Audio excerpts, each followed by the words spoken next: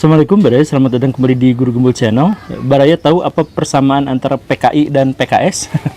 ini guyon sebenarnya ya. PKS itu adalah partai politik di Indonesia yang pendiri-pendirinya itu terinspirasi oleh gerakan Ikhwanul Muslimin di Mesir. Sedangkan PKI itu adalah partai yang dulu membuat sebuah gerakan yang namanya adalah Ikhwanul Muslimin di Solo. ya sebenarnya nggak ada hubungan apapun sih, sebenarnya hanya nama aja yang sama. Tapi di sini menunjukkan bahwa PKI itu sebenarnya memiliki banyak sekali cerita-cerita di sisi lain yang tidak pernah diungkap karena propaganda yang lebih masif terkait dengan kejahatan dan keburukan mereka. Begitu. Nah, terkait dengan sisi religiusitas PKI di mana dia mendirikan Ikhwanul Muslimin itu, kita juga harus melihat tentang bagaimana profil dari pendirinya atau ketuanya, yaitu DN Aidit, Dipa Nusantara Aidit. Karena kita akan menemukan banyak sekali sisi-sisi yang unik yang jarang sekali diungkap oleh sejarah. Di episode ini kita ungkap sisi itu. Jadi ayo kita mulai.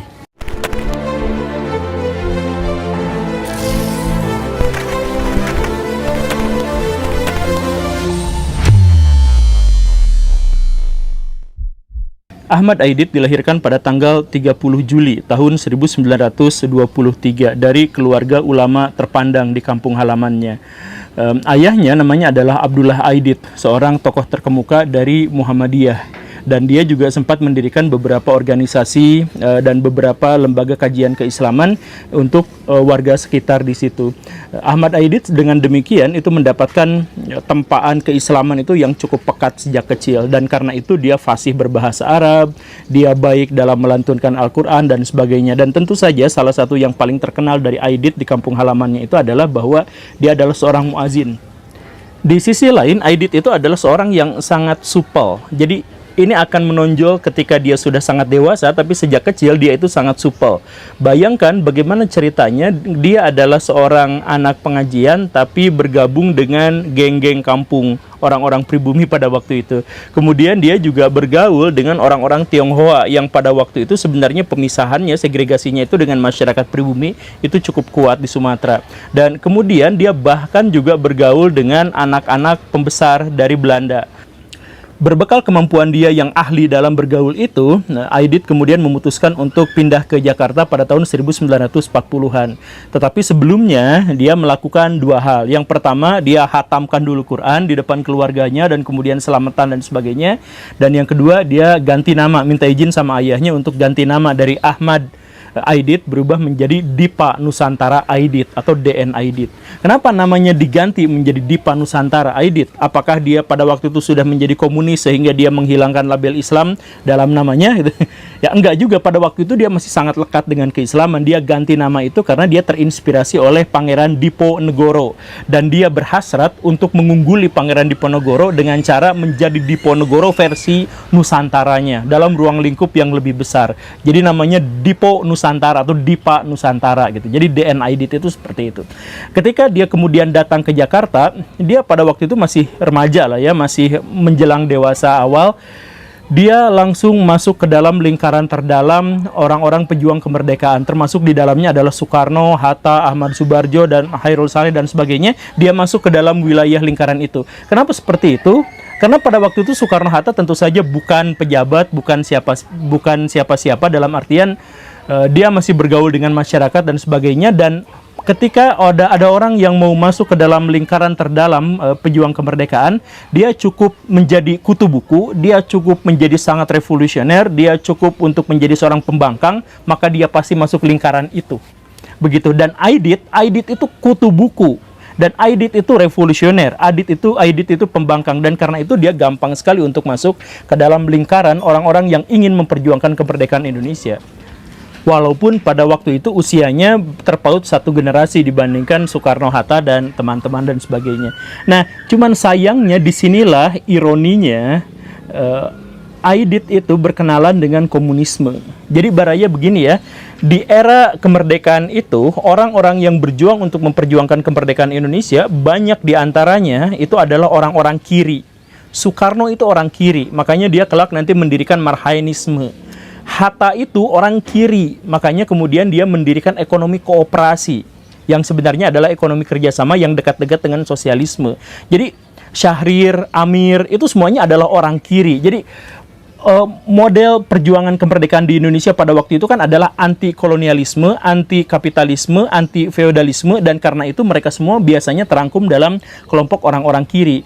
Dan karena itu maka Aidit juga sebenarnya sejak saat itu ketika dia dibimbing dan menjadi anak emas dari Hatta, dia sudah mendapatkan asupan dari buku-buku orang-orang kiri.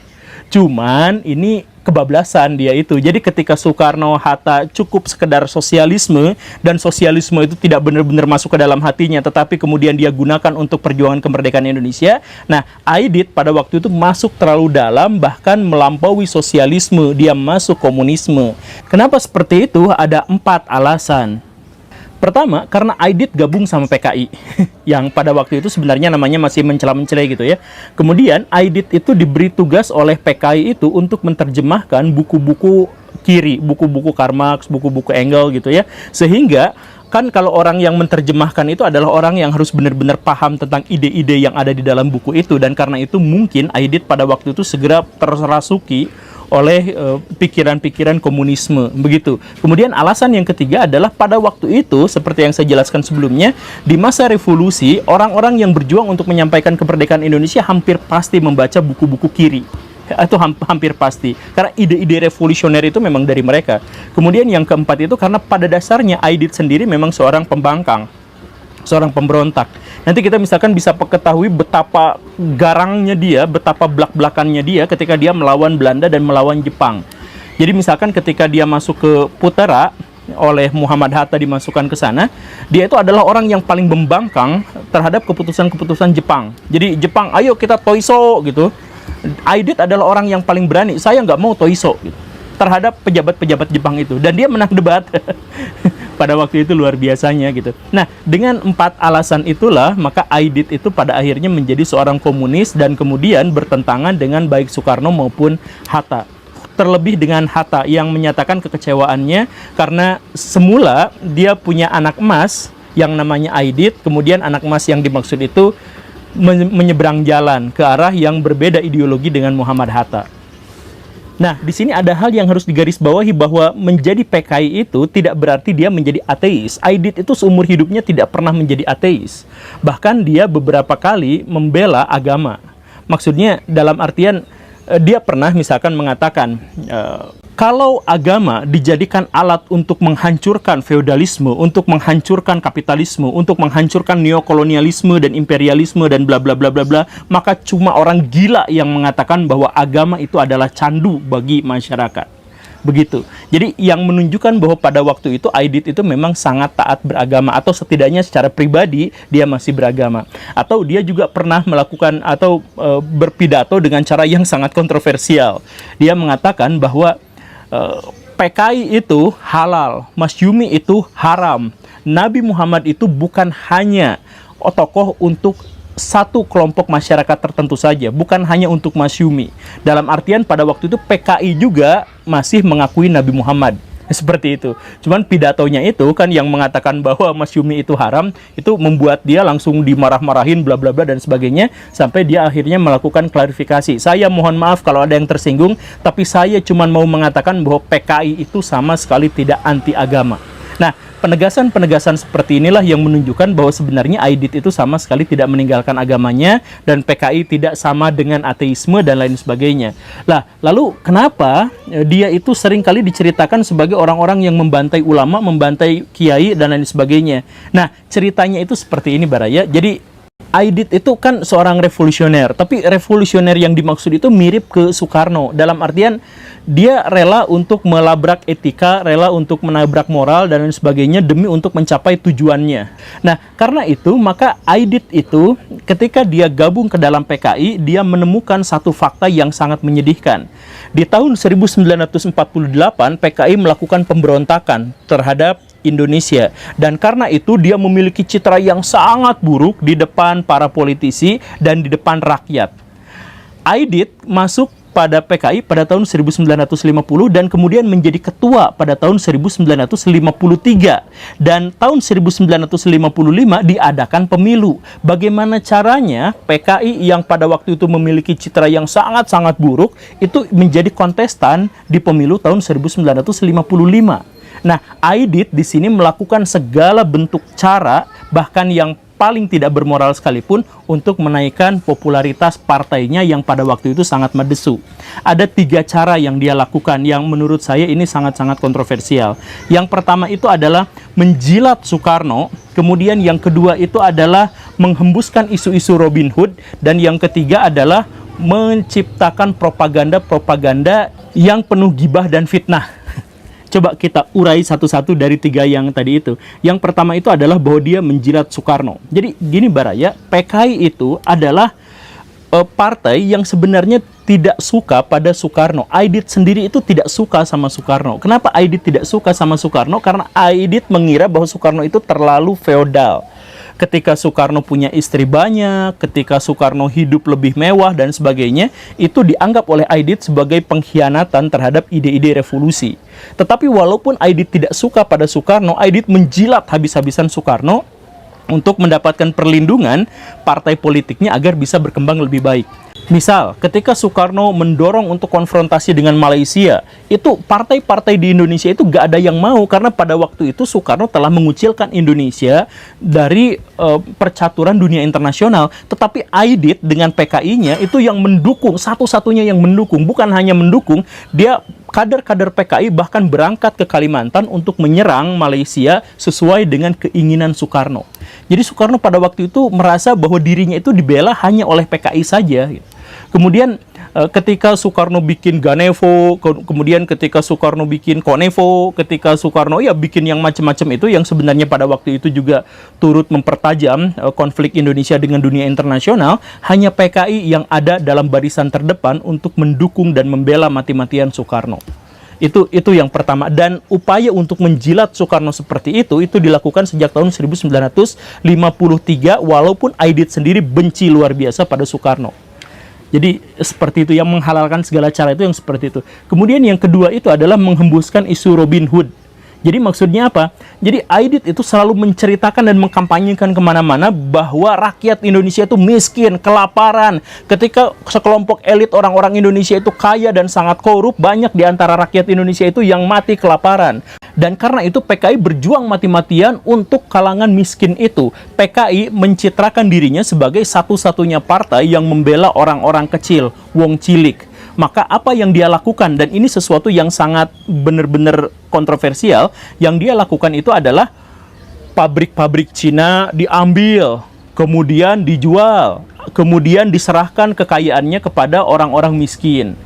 Kiai-kiai punya sawah yang sangat luas, peternakan yang sangat banyak, kemudian diambil, dirampas semuanya, kemudian dibagikan kepada rakyat kecil.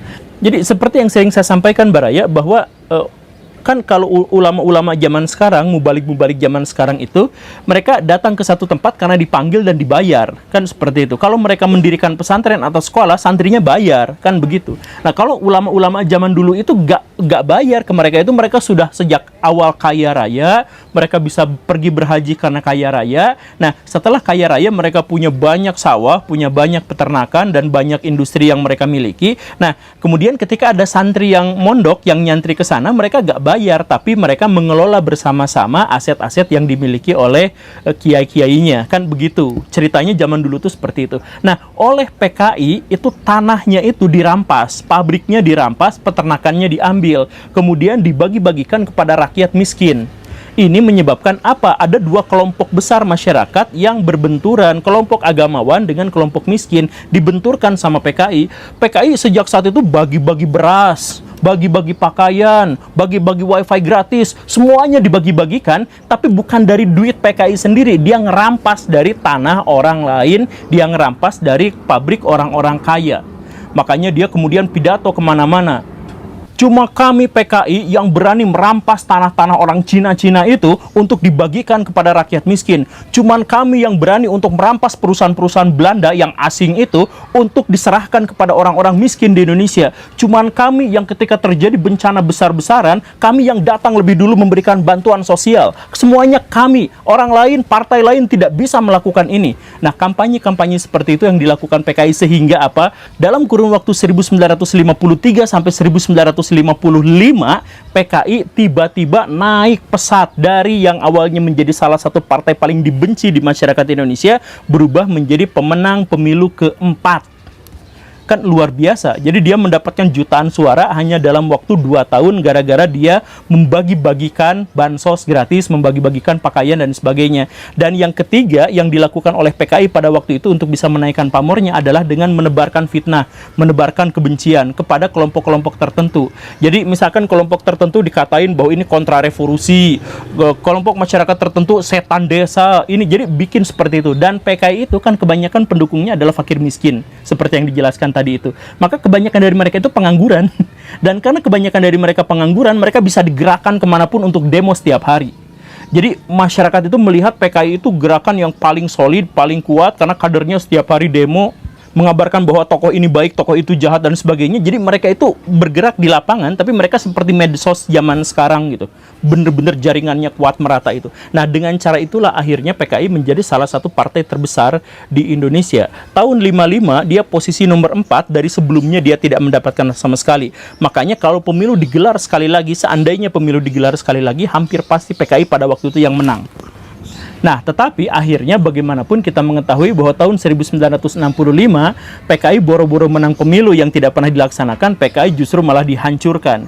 Kenapa seperti itu? PKI pada waktu itu mabuk kemenangan, sadar bahwa dirinya sudah terlalu besar, menjadi partai politik paling kuat, paling solid, paling revolusioner dan sebagainya, dan menjadi partai politik terkuat, partai politik komunis terkuat di dunia nomor 3 pada waktu itu. Aidit tiba-tiba saja berbalik arah, kemudian mengarahkan kritikannya itu kepada Soekarno. Jadi yang awalnya menjilat Soekarno, tiba-tiba jadi memusuhi Soekarno pada waktu itu. Dan momentum itu kemudian dimanfaatkan oleh Angkatan Darat yang pesawatnya lewat, dimanfaatkan oleh musuh-musuhnya dan sebagainya, sehingga terjadilah peristiwa G30S dan pembantaian sekitar 1 juta orang yang diduga sebagai PKI. Sejak saat itu PKI kemudian dilumat, dihabisi, namanya dihancurkan, propaganda terkait untuk kejelekan dirinya benar-benar dimasifkan di mana-mana dan sebagainya. Dan sekarang kebanyakan orang-orang Indonesia itu benci PKI luar biasa, dan kebanyakan kebenciannya itu memang didasarkan pada propaganda. Ya, sekali lagi saya jelaskan bahwa PKI itu banyak sekali melakukan tindakan-tindakan yang kotor, yang tidak baik, yang jahat, yang tidak bermoral dan sebagainya. Tapi kebencian kita terhadap PKI sekarang itu sebenarnya adalah kebencian yang irasional karena merupakan hasil dari propaganda dari pemerintahan Orde Baru. Begitu.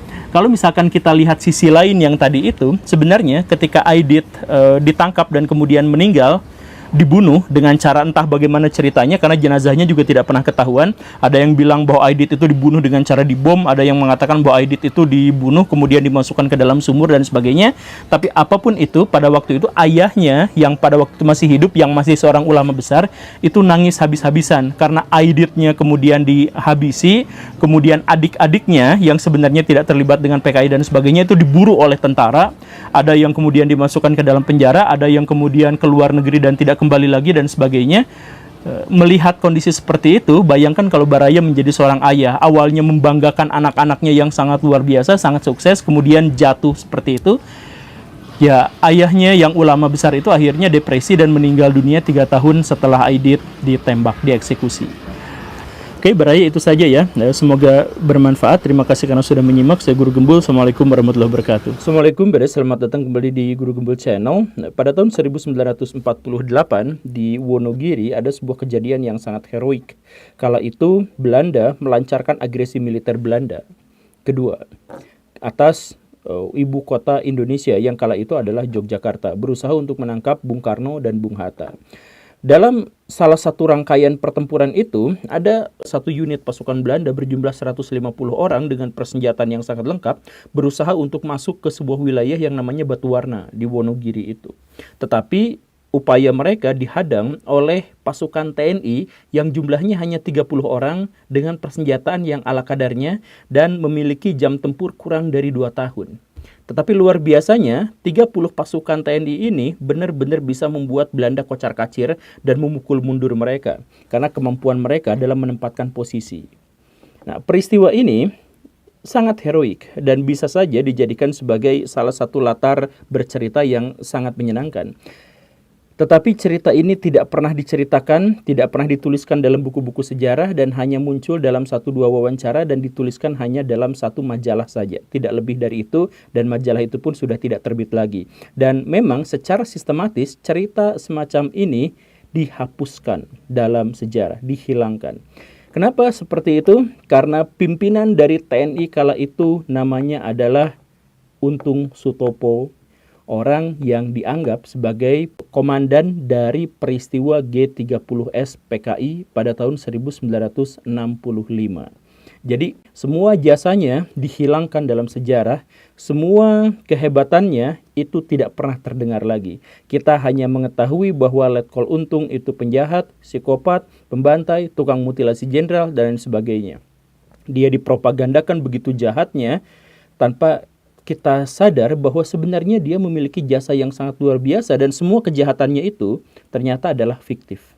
Jadi di episode ini kita akan jelaskan upaya pembelaan terhadap Untung bin Sanusi. Walaupun mungkin video ini akan dihujat, tetapi tidak apa-apa. Kita akan ungkap sisi lain yang memang tidak terjelaskan dalam sejarah Indonesia. Yuk kita mulai.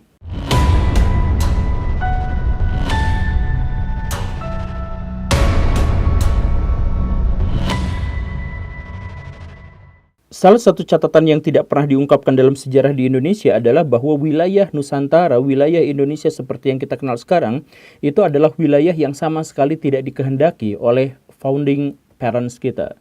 Bahwa Bung Karno sebenarnya tidak menginginkan wilayah seperti yang kita ketahui sekarang. Indonesia itu bentuknya kayak gitu tuh enggak. Begitupun dengan misalkan Mbak Muhammad Yamin dan lain-lain. Dari anggota BPUPKI yang jumlahnya itu lebih dari 100 orang, 80%-nya menginginkan bahwa wilayah Indonesia tidak seperti yang sekarang. Tapi wilayah Indonesia yang diinginkan itu adalah wilayah yang bekas jajahan Hindia Belanda, kemudian yang sekarang namanya menjadi Malaysia, Brunei, sebagian Filipina, Timur Leste, dan Papua, Pulau Papua secara keseluruhan. Itu adalah keputusan dari sidang BPUPKI. Jadi itu memang seperti itu kenyataannya. Kenapa harus seperti itu? Dalam pikiran Bung Karno, Pak Yamin, dan lain-lain, bahwa wilayah Nusantara sejak awal memang sudah seperti itu. Dalam misalkan naskah Sumpah Palapa yang terkenal itu, wilayah-wilayah yang disebut bukan hanya wilayah-wilayah bekas jajahan Hindia Belanda, tetapi juga mencakup wilayah-wilayah yang lain. Kan begitu. Maka dalam pikiran Bung Karno dan kemudian dalam pikiran sebagian orang Malaysia, sebagian orang Singapura, sebagian orang Brunei, dan sebagainya, menyebut bahwa kita sejatinya adalah ada dalam satu kesatuan, dan kalaupun misalkan kita terpecah belah, itu terpecah belah gara-gara kita dijajah oleh bangsa yang berbeda. Dan bahwa misalkan pada tahun 1942 kita keranjingan ketika Jepang menjajah Indonesia, datang ke Indonesia, kenapa kita menyambut mereka adalah dengan sebuah cita-cita dan harapan bahwa Nusantara akan dikuatkan lagi dalam satu kesatuan. Makanya ketika Jepang mendatang ke Nusantara, dia menyatukan Malaysia dengan Indonesia, Singapura dengan Malaysia, Brunei dengan Malaysia, dan akhirnya dengan Indonesia dan sebagainya, karena kita adalah satu kesatuan. Dan kita mengiranya memang sudah seperti itulah, bahwa kita terpisah ternyata hanya gara-gara dijajah oleh bangsa yang berbeda. Suku kita relatif sama, bahasa kita sama, makanan pokok kita sama, ada tradisi kita sama, bahkan silatnya juga sama dan sebagainya. Lalu hanya gara-gara dijajah oleh bangsa yang berbeda, ngapain kita lalu berpecah belah? Pikirannya seperti itu. Makanya Bung Karno itu punya pikiran tentang Pan Nusantara gitu, Nusantara Raya atau yang besar seperti itu. Jadi sebuah wilayah negara yang setelah merdeka itu menjadi sangat besar. Tetapi pada masa itu masalah utamanya itu adalah masalah teknis. Ketika Indonesia memerdekakan diri atas nama bekas jajahan Hindia Belanda, itu Belanda aja begitu susah diusir, ngototnya luar biasa. Apalagi kalau misalkan harus membebaskan Malaysia yang dikuasai Inggris dan lain sebagainya gitu. Makanya pada waktu itu Bung Karno dari belakang layar aja akal-akalan ngobrol sama orang Singapura, ngobrol sama orang Malaysia, kita bikin perjanjian bahwa nanti siapapun di antara kita yang merdeka duluan, maka kita harus menunggu kerabatnya untuk merdeka juga baru mempersatukan diri. Pikirannya begitu. Jadi ketika Bung Karno memproklamirkan Indonesia 17 Agustus tahun 1945, dia kemudian menunggu orang Malaysia untuk memerdekakan diri atau dimerdekakan agar bergabung dengan Indonesia. Ceritanya tuh seperti itu. Nah, tetapi pada kenyataannya adalah Karena Bung Karno pada waktu itu menjadi cenderung ke kiri gara-gara dia benci banget sama yang namanya negara-negara barat, maka Inggris tidak rela kalau Malaysia itu gabung sama Indonesia. Maka Inggris segera saja menyatakan bahwa Malaysia merdeka sebagai sebuah unit negara yang independen yang tidak akan bergabung dengan negara manapun. Begitu. Dan orang-orang Malaysia, pimpinan-pimpinannya pada waktu itu setuju. Maka Soekarno itu geram luar biasa, merasa dikhianati, merasa dicaci maki, merasa diinjak-injak harga dirinya. Karena dia sudah menunggu lama untuk penyatuan dengan Malaysia, tetapi ternyata Malaysia malah mendirikan negara sendiri gara-gara saran atau perintah dari Inggris. Maka Soekarno pada waktu itu menggebu-gebu mengatakan bahwa di utara kita itu Nekolim, di selatan kita itu Nekolim, Indonesia dijepit oleh kekuatan asing yang bisa saja menghancurkan Indonesia di masa depan. Makanya Soekarno bersumpah akan menghancurkan Malaysia. Kan begitu kan? Maka dalam sejarah kita disebutlah sebagai konfrontasi dengan Malaysia tanpa disebutkan bahwa ada upaya Bung Karno untuk menyatukan Indonesia dengan Malaysia. Bagian yang itunya dihapuskan lagi dalam sejarah karena itu cukup berbahaya. Tapi saya jelaskan saja. Nah, ketika Malaysia akhirnya diakui oleh PBB, Indonesia langsung keluar dari PBB. Karena apa? Ya karena itu ada merasa, jadi di satu sisi merasa dikhianati, di sisi lain merasa terancam karena wilayah Indonesia ternyata dikepung oleh kekuatan Nekolim, Australia dan kemudian Malaysia gitu. Nah, karena itu dipandang sebagai sesuatu yang serius, Indonesia kemudian keluar dari PBB. Nah, Indonesia langsung mendekati negara-negara komunis. Karena apa? Ya karena sama-sama anti terhadap Nekolim dan sama-sama revolusioner. Maka Bung Karno pada waktu itu sampai bikin Jakarta, Peking, Pyongyang, bikin poros gitu lah, kurang lebihnya bikin poros kekuatan. Kemudian bikin PBB tandingan, bikin Olimpiade tandingan, dan lain sebagainya. Pokoknya mah seperti itu. Nah, disinilah kemudian awal mula dari kebingungan dan polemik yang sangat luar biasa di politik dalam negeri Indonesia. Jadi pada waktu itu ada Angkatan Darat yang mulai risau, mulai galau dengan sikap Bung Karno pada waktu itu. Bung Karno jangan kayak gini lah please. Kita tuh harus menjauh dari komunis. Karena apa? Karena pada waktu itu angkatan bersenjata itu kebanyakan dikuasai oleh para santri. Kan iya ya kan? Jadi Angkatan Darat generasi awal itu banyak santrinya di situ karena ada dari Laskar, ada dari dari Peta gitu ya dan sebagainya. Yang itu latarnya adalah latar pengajian dan latar pengajian ini benci kalau berhubungan dengan orang-orang komunis yang biasanya relatif tidak suka pada formalisasi agama dan kemudian Angkatan Darat itu didoktrin untuk menjadi nasionalis dan karena menjadi benci juga pada komunis yang internasionalis kan begitu. Makanya Angkatan Darat pada waktu itu melakukan dua upaya bagaimana caranya agar Bung Karno tidak terlalu dekat dengan orang-orang komunis. Yang satu, cara yang pertama itu adalah mencoba mendekati secara persuasif pada Bung Karno. Sedekat-dekatnya, seramah-ramahnya, sebaik-baiknya. Nah, tokoh yang dijogrok-jogrokin majuin ke Bung Karno untuk disayang-sayang sama Bung Karno itu adalah Pak Ahmad Yani. Karena Pak Ahmad Yani itu adalah tutur katanya lembut gitu ya. Kemudian mampu menarik simpati. Tetapi di sisi lain sebagai seorang tentara, dia itu adalah seorang yang tegas, kuat gitu. Nah, dia dikesanakan. Kemudian yang kedua, Angkatan Darat berusaha untuk menginfiltrasi PKI. Berusaha untuk menghancurkan partai itu dari dalam. Sialnya, apa yang dilakukan oleh Angkatan Darat juga dilakukan oleh PKI. PKI berusaha sebisa mungkin untuk sangat dekat dengan Bung Karno, sangat mencoba untuk menjadikan Bung Karno itu sebagai tamengnya, sebagai pelindungnya, sekaligus menjadi penyokongnya. Jadi Bung Karno itu dari garis internasional dekat sama orang-orang komunis, dari dalam negeri dekat sama orang-orang komunis. Dan PKI juga sama-sama melakukan infiltrasi ke Angkatan Darat. Nah, salah satu yang kemudian infiltrasinya berhasil itu adalah Letkol Untung yang tadi itu berhasil ditarik sebagai kader komunis di bawah asuhan Pak Alimin dan kemudian nanti berikutnya oleh Aidit. Sampai sejauh itu Bung Karno sangat menikmati intrik-intrik yang ada karena intrik-intrik itu mengarah pada bahwa dirinya menjadi orang yang sangat spesial gitu. Jadi sama PKI dideketin, disayang-sayang, didukung, dipuja-puja.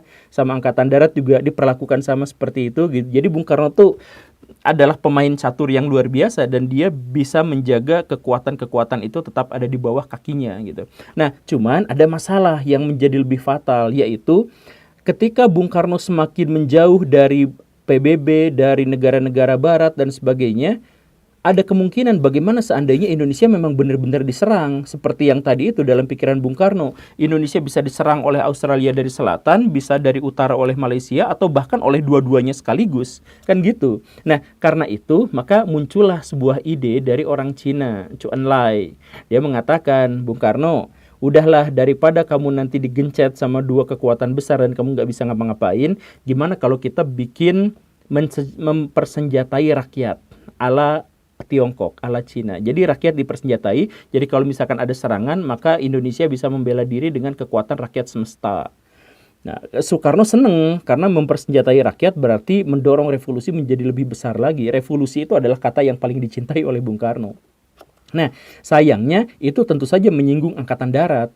Pertama, alat pertahanan negara itu eksklusif, harus tentara, tidak boleh rakyat. Yang perang itu tidak boleh warga sipil, tidak boleh ada milisi, tetapi harus ada tentara profesional yang memang ditugaskan untuk itu. Itu yang pertama. Yang kedua, Angkatan Darat benar-benar tahu akal bulus PKI bahwa yang dimaksud dengan mempersenjatai rakyat itu berarti mempersenjatai PKI.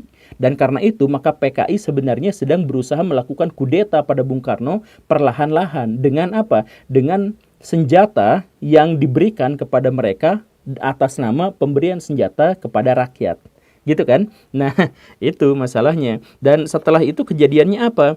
Orang-orang Angkatan Darat mulai bikin kasakusuk, bikin konspirasi, bikin Dewan Jenderal. Gimana caranya agar PKI tidak berhasil dengan program angkatan kelimanya itu dan tidak berhasil memiliki senjata sehingga tidak akan berhasil melakukan kudeta. Pikirannya seperti itu. Jadi jenderal-jenderal tertinggi di Indonesia itu bikin Dewan Jenderal. Jadi isu Dewan Jenderal itu sebenarnya ada benarnya. Karena memang jenderal-jenderal pada waktu itu khawatir Indonesia dibawa ke komunis. Tetapi di sisi lain, pimpinan-pimpinan dari PKI juga melakukan hal yang sama, konspirasi. Jadi konspirasi di dalam konspirasi, orang-orang PKI menyelusupkan kader-kadernya ke Angkatan Darat untuk memata-matai, untuk menghancurkan dan sebagainya. Begitupun sebaliknya. Maka isu Dewan Jenderal ini juga didengar oleh orang-orang PKI. Wah, gawat ini, orang-orang Angkatan Darat bersiap-siap untuk melakukan kontra-coup.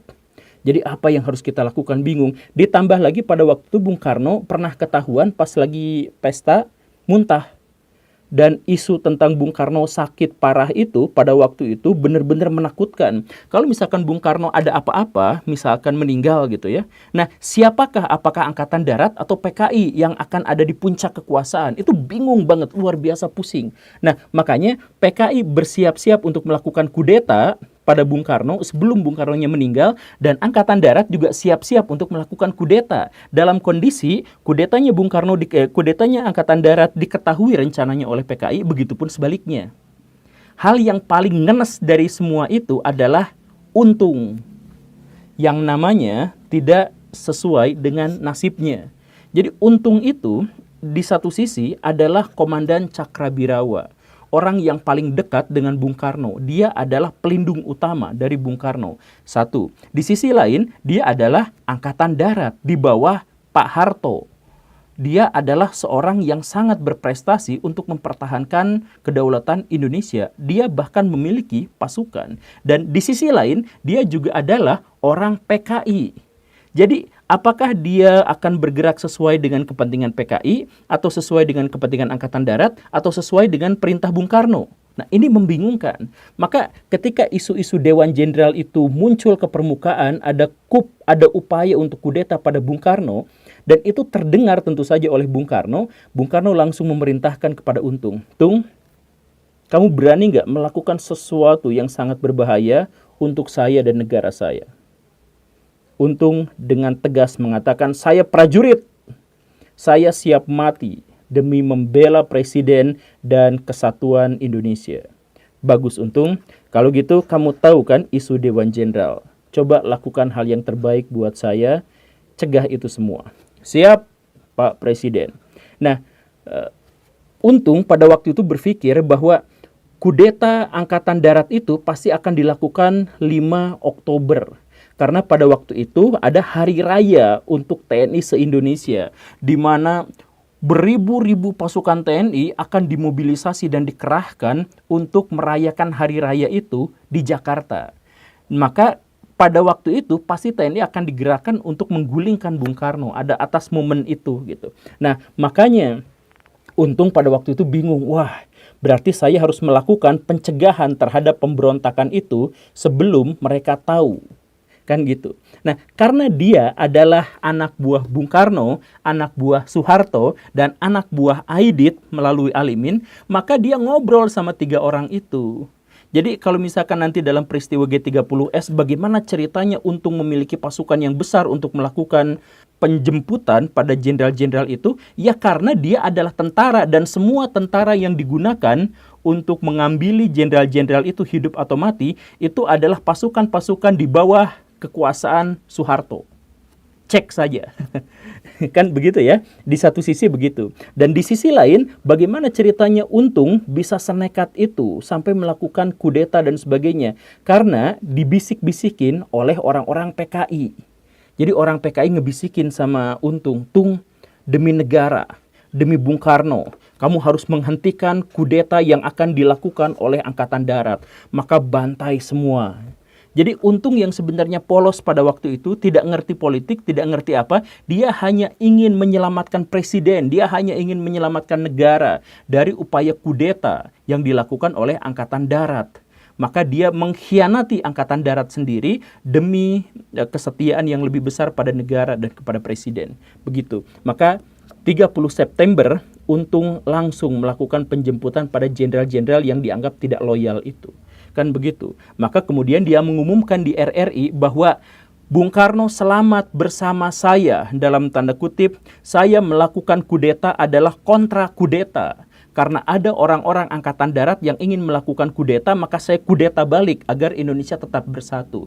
Jadi pikiran Untung pada waktu itu sangat sederhana. Dia nggak ngerti politik, dia nggak ngerti ideologi, dia nggak ngerti kepentingan-kepentingan di belakangnya. Dia hanya berusaha berlaku seperti prajurit normal, di mana ketika ada ancaman terhadap bangsa dan negara, dia bertindak maju paling duluan gitu. Tapi sayangnya pas peristiwa G30S itu, ketika dia sudah memberondong jenderal-jenderal, ketika dia sudah mendeklarasikannya di depan RRI dan selain sebagainya, tiba-tiba dia diserang oleh Soeharto dari arah Bogor yang membawa pasukan RPKAD dalam jumlah besar dan dengan senjata yang lengkap. Untung bingung lah, kok saya diberantas sama teman saya sendiri, sama Soeharto. Jadi sebenarnya saya ini posisinya gimana? Nah, Untung pada waktu itu tidak ngerti kenapa peristiwa yang di mana dirinya itu adalah pahlawan yang ingin menyelamatkan negara, kok tiba-tiba dibredel, diberantas oleh pasukan RPKAD. Salah satu pasukan paling elit di Indonesia kala itu. Nah, pasukannya kocar-kacir, kemudian Untungnya juga akhirnya kabur. Kabur, kenapa bisa kabur? Ya, dia sebenarnya masih galau, masih bingung pada waktu itu sebenarnya siapa yang salah dan siapa yang benar. Apakah kudeta jenderal-jenderal itu melakukan, apakah upaya kudeta bikin Dewan Jenderal itu nyata atau tidak, dia nggak ngerti. Apakah dia siapa yang memerintahnya, apakah Angkatan Darat yang menyelusup pada PKI atau PKI yang menyelusup pada Angkatan Darat, apakah kedua-duanya menggunakan dia sebagai pion dan sebagainya, dia nggak ngerti. Pokoknya dia lari sebagai orang yang tidak ngerti apapun. Begitu. Dan apesnya, luar biasanya, apa? Sekali lagi, Untung itu namanya tidak sesuai dengan nasibnya. Jadi, ketika dia melarikan diri, ada orang PKI yang menghubungi dia. Ayo lari ke Brebes. Di sini ada perlindungan buat kamu. Kamu bisa ganti identitas, bisa apa, semuanya. Ayo cepat-cepat datang ke Brebes. Nah, Untung pada waktu itu langsung naik bis ke Brebes. Sialnya, dia ketiduran di jalan. Pas ketiduran, dia bangun di Tegal. Jadi udah lewat dari Brebes kan Tegal gitu ya. Dia nanya sama penumpang yang lain, ini di mana? Ini di Tegal. Hah? Berarti Brebes kelewat? Iyalah kelewat. Dia langsung minta ke sopir untuk berhenti, lalu dia cepat-cepat turun. Sialnya, sekali lagi ya, namanya tidak sesuai dengan nasibnya. Ketika dia mau turun, kan dia mencoba untuk memaksa sopir gitu. Jadi ada sedikit keributan, menyuruh sopir untuk segera berhenti. Nah, jadi ada penumpang yang awalnya tidur juga pada bangun lagi gitu, karena keributan kecil itu. Nah, ketika ada yang bangun, ada yang baru sadar bahwa ada yang mencopet dompetnya. Loh, kok dompet saya hilang? Ketika melihat Untung cepat-cepat turun dari bis, dia mengira Untunglah copetnya. Copet, copet. Si Untung yang tadi itu diteriakin dan akhirnya ditangkap sama-sama sama warga, dibawa ke Koramil. Untung tidak terbukti copet. Tapi Untung terbukti bahwa dirinya adalah letkol Untung. Di tempat Koramil itu akhirnya Untung dipenjara, ditahan, dan tak lama setelah itu masuk ke pengadilan, kemudian divonis hukuman mati. Gara-gara apa? Melakukan kudeta. Padahal dia sedang berusaha untuk melakukan kontra terhadap kudeta demi bangsa dan negara, demi Bung Karno. Dan sejak saat itu kita tidak pernah tahu Untung sebagai seorang pahlawan. Kita tidak pernah tahu kehebatan-kehebatannya, kita tidak pernah mengerti prestasinya. Semua sesuatu yang baik tentang dirinya dihapuskan dalam panggung sejarah, diganti menjadi kejelekan-kejelekan. Untung adalah pengkhianat, Untung adalah PKI, Untung adalah tukang mutilasi jenderal.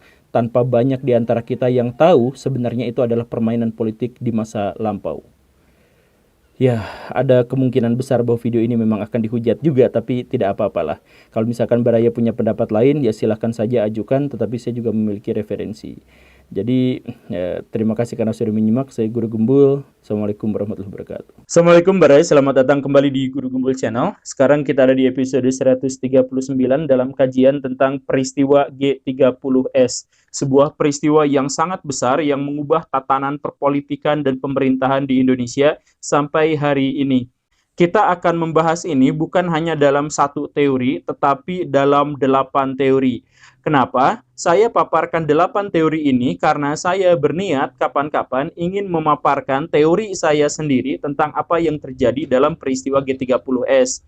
Nah, agar Baraya semua terbiasa dengan perbedaan pendapat dan agar Baraya semua paham bahwa satu peristiwa ini pun yang ditelaah oleh puluhan bahkan ratusan sejarawan yang meneliti fakta yang sama, tempat yang sama, waktu yang sama, tetapi menghasilkan kesimpulan yang berbeda-beda, menunjukkan bahwa ini adalah sebuah peristiwa yang dalam satu sisi rumit, dan dalam sisi yang lain saya minta Baraya mencoba untuk memahami bahwa masyarakat akademik memang terbiasa untuk saling berbeda pendapat, dan tidak harus dituduh bahwa pihak-pihak yang dimaksud itu masuk kelompok mana. Kita akan perkenalkan 8 teori ini sebagai pengantar saja. Buat Baraya yang setuju, yuk kita mulai.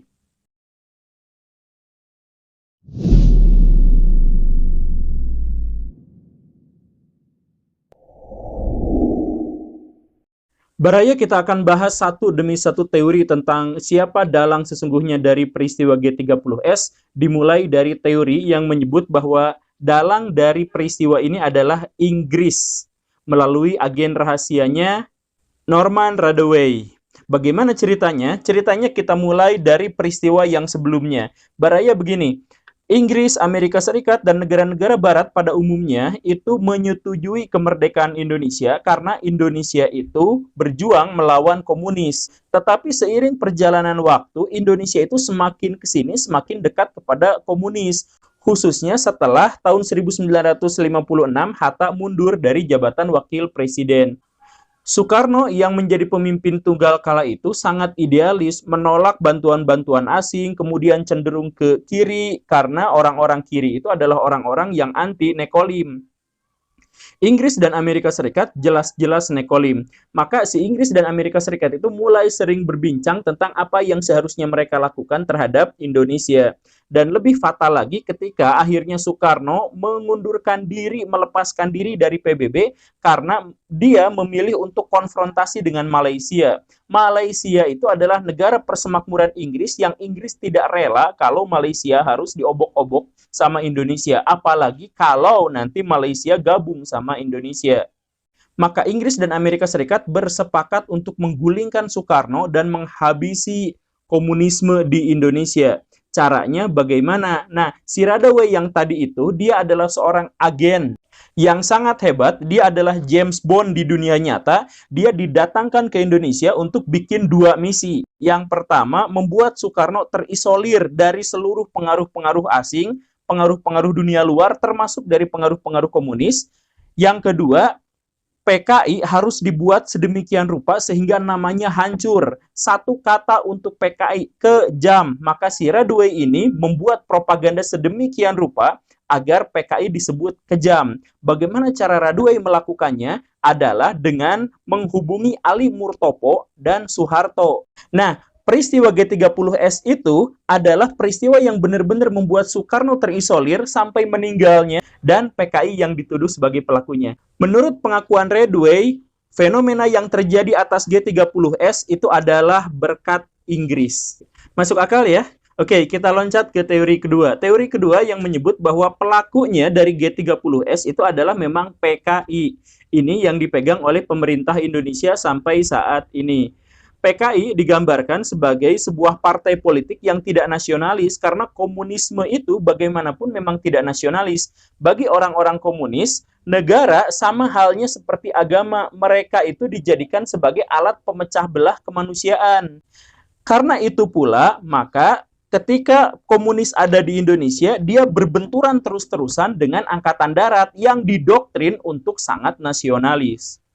Tahun 1960-an, PKI sudah sangat kuat dan menjadi partai politik terkuat di Indonesia kala itu, baik di akar rumput maupun hubungan yang sangat dekat dengan Soekarno. Tetapi dia tidak memiliki senjata karena dia sekedar partai politik yang bahan-bahan dasarnya semuanya adalah masyarakat sipil. Maka sejak tahun 60-an itu pula lah PKI mencoba untuk menginfiltrasi angkatan bersenjata di Indonesia.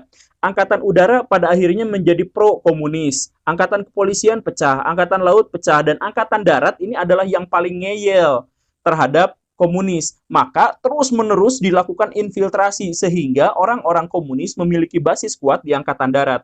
Salah satu agen komunis yang disusupkan ke angkatan darat itu adalah Syam Kamaruzaman. Dan dari situ dia bisa mempengaruhi begitu banyak tokoh-tokoh terkemuka dari angkatan darat sehingga menjadi pro-komunis. Termasuk dalam hal ini adalah Untung yang menjadi pemimpin Cakrabirawa. Dan tahun 65 ada sebuah momen yang benar-benar mendebarkan, yaitu berita tentang akan meninggalnya Soekarno. Soekarno diketahui sakit-sakitan, parah, kapanpun dia bisa meninggal. Bagi PKI, kalau seandainya Soekarno jatuh, dia punya dua masalah. Pertama, Soekarno itu pendukung kuat PKI pada waktu itu. Sehingga ketika Soekarno runtuh, maka PKI mungkin saja akan dilibas. Skenario yang kedua, lebih buruk lagi menurut PKI, yaitu jenderal-jenderal itu pasti akan mengambil alih pimpinan negara Indonesia, kemudian menghabisi PKI. Maka daripada itu terjadi, PKI berpikir, kita kudeta duluan. Sebelum Soekarno-nya benar-benar mati dan sebelum Angkatan Darat mengkudeta, mengambil alih pemerintahan setelah Soekarno meninggal, lebih baik kita kudeta duluan.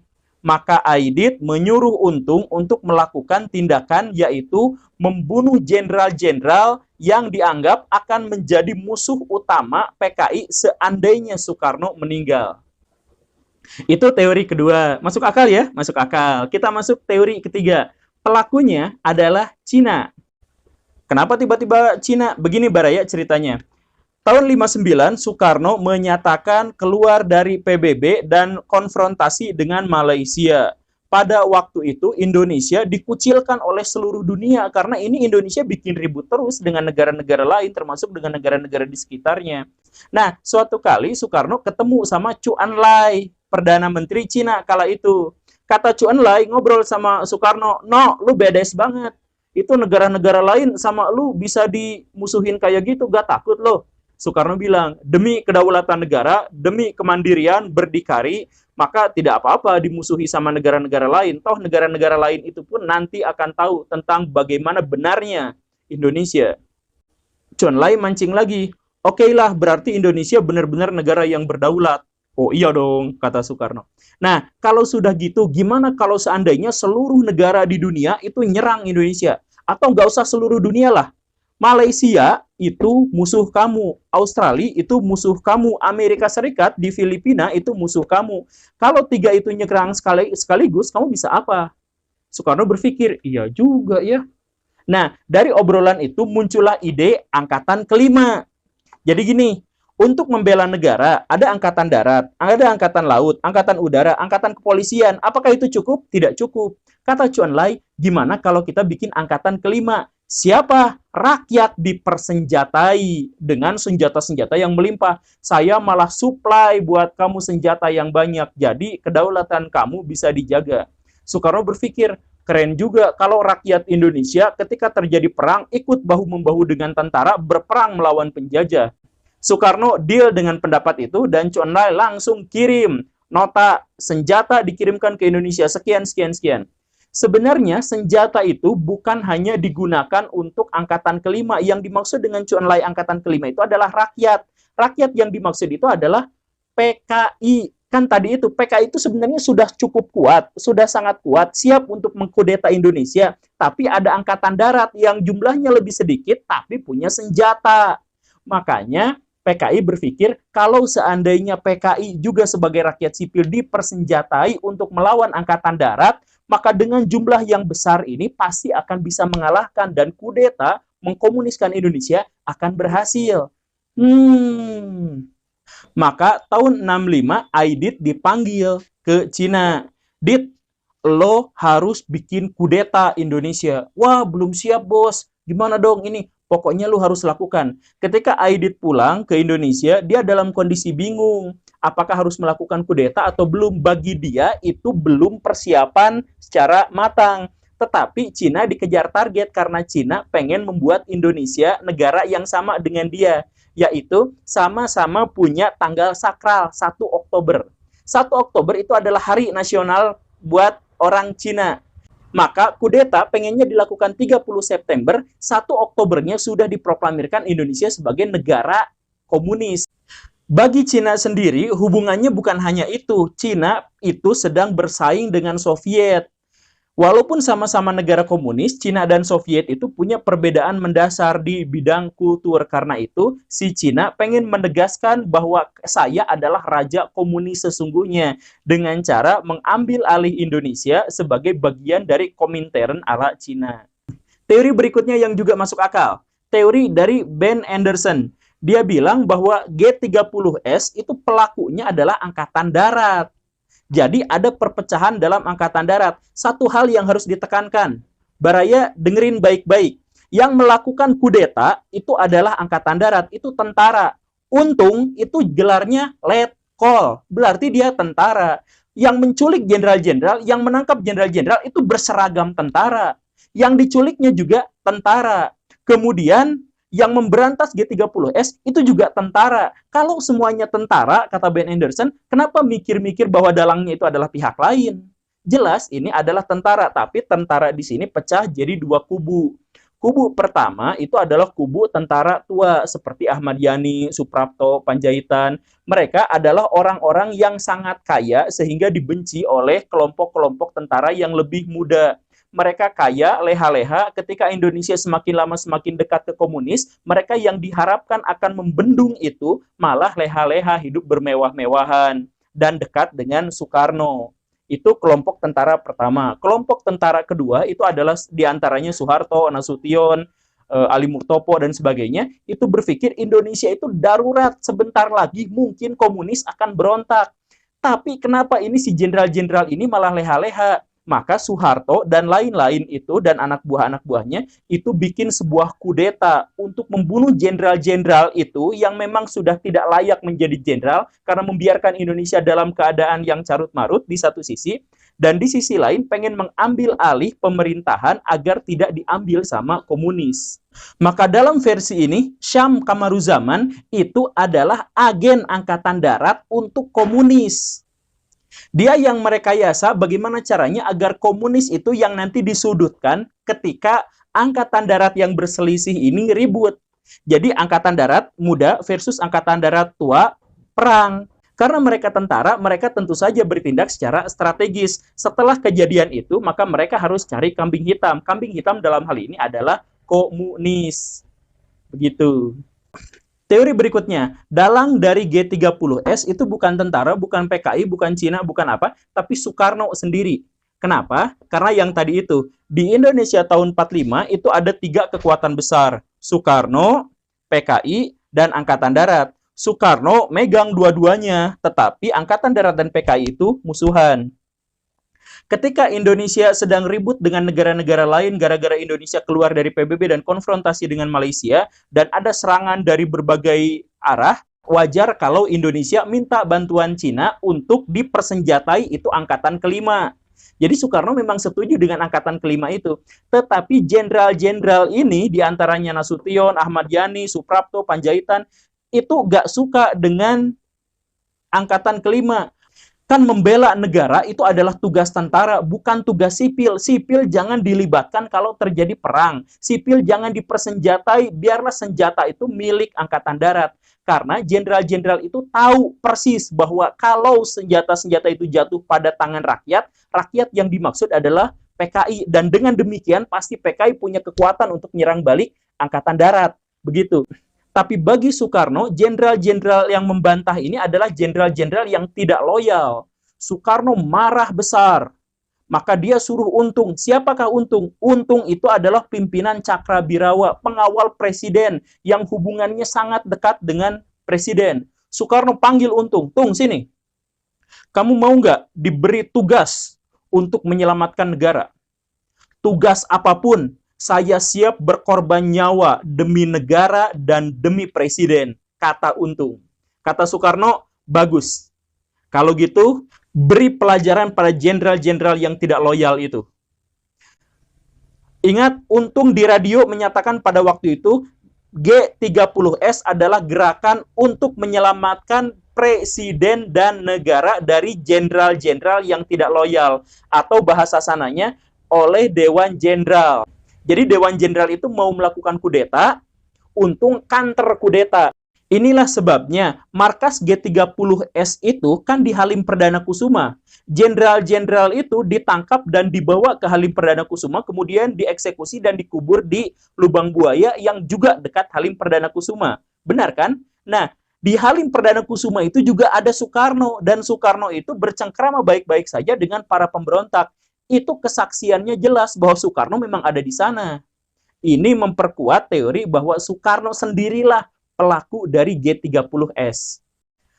Oke, Baraya, yang tadi teori-teorinya pada rasional kan? Oke, teori selanjutnya adalah teori bahwa dalang dari G30S itu adalah CIA, agen rahasia Amerika Serikat. Bagaimana ceritanya? Tentang alasan Amerika Serikat mau menggulingkan Soekarno dan menghabisi PKI itu sudah kita ketahui.